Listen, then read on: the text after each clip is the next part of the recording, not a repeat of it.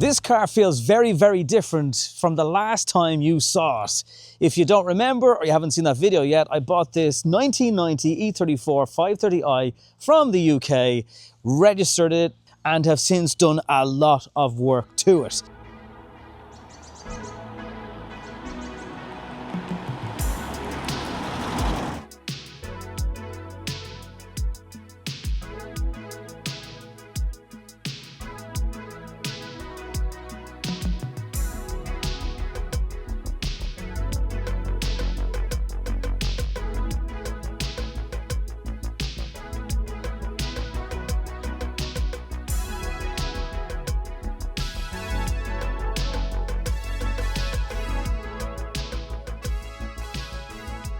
When I picked up the car last year, the first thing we did was get it up onto a ramp to have a look underneath, and a friend of mine, a good pal of mine, has really helped me out with the car, has access to a ramp, so that's made life a lot easier. The car was driving, so I drove it from Scarborough to Holyhead, got the ferry to Dublin, and that all worked out fine. And then we gave it a service. And while the service was brilliant, and we did all the fluids, the filters, although an early E34 doesn't have a pollen filter, who knew? The most recent thing I've had done with the car was a paint correction, and that has just transformed the depth of this Calypso Red colour and just how the car looks in general. It has really brought it back to life. I don't want to say it looks brand new, but it looks pretty good. Next up was a visit to Truck and Trailer Works in Swords. They don't do passenger cars really, they do a lot of commercial work, haulage work, and a lot of work for the likes of Bright Motors. If you bring in a new Volkswagen Transporter, they can put body kits on and all that kind of stuff. And it was quite hard to source these tyres in the size 225 60/15 with Continental rubber on them. And even though I got these tyres just early 2025, they were a build week well into early 2025. So it shows you the demand of these tyres is just not what it was. And the original tyres were from 2002, so they really had to be done.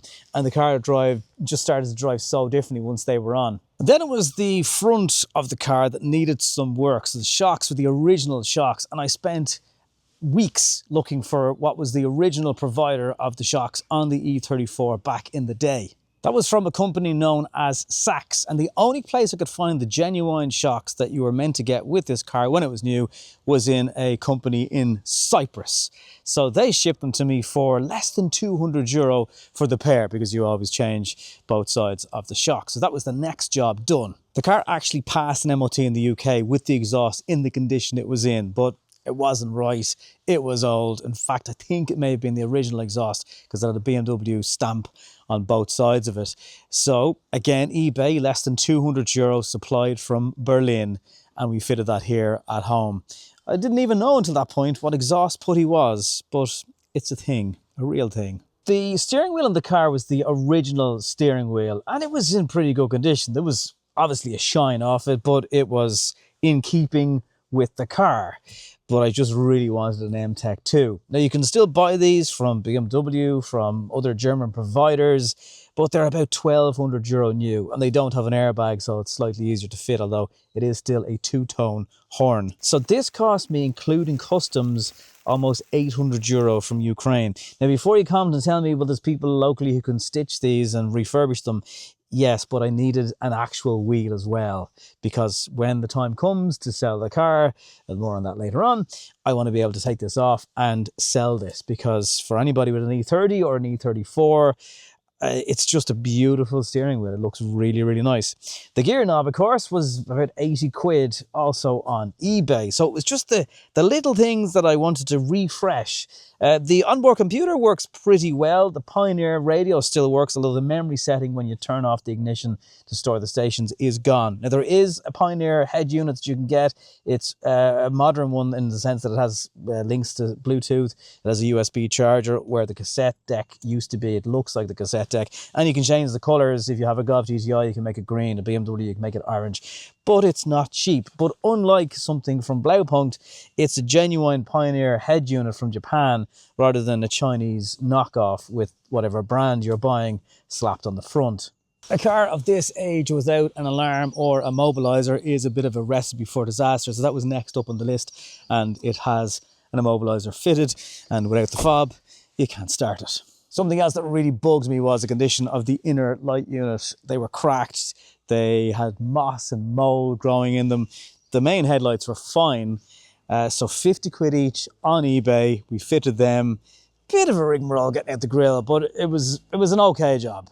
The goal has always been to get this car back on the road looking really, really smart and get it to pass an NCT. So that's next on the list, and the dog bone bushes had to be done for that, and probably the trailing arms need to be done and the drop links to ensure that it does pass, because this car only needs 2 more NCTs. Should it pass that one, once it gets to 40 years, it's exempt. Loads of you asked me about the process of actually importing the car. So first of all, I use the services of a company called Hawthorne Logistics.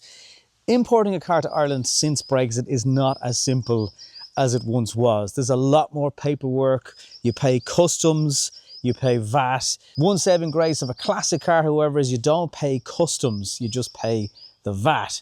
So the VRT was €214. Yes, not €200. They charge you for tyres, and then had to get it taxed for €56, which was the most joyous part of the whole experience. 56 quid to tax a 3-litre petrol in Ireland is just, it feels like a gift from the government gods. So it's been registered.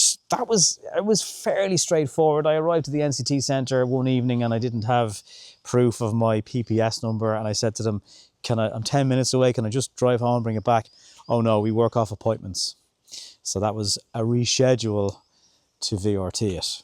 Oh, by the way, if you have a classic car and you'd like it featured on the channel, nobbyoncars@gmail.com. I'm fully insured to drive it, and you'll get to share whatever you have, maybe tucked up in a garage most of the year, with the rest of the subscribers in the channel. So reach out if you've got something interesting that you think could be worth a look right here.